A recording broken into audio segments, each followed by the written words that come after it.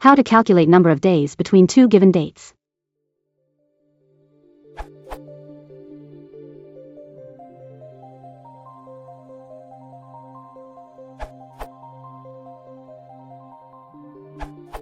If you have two date objects, you can just subtract them, which computes a time delta object.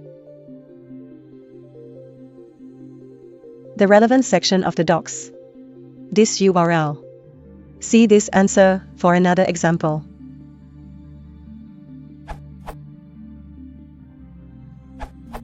Using the power of datetime.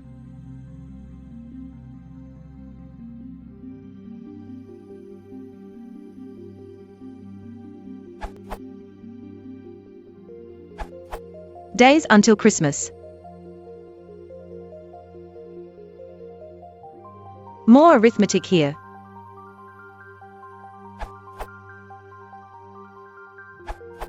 You want the datetime module. Another example.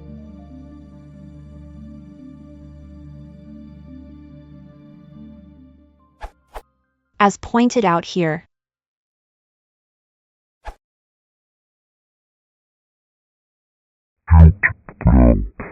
Lines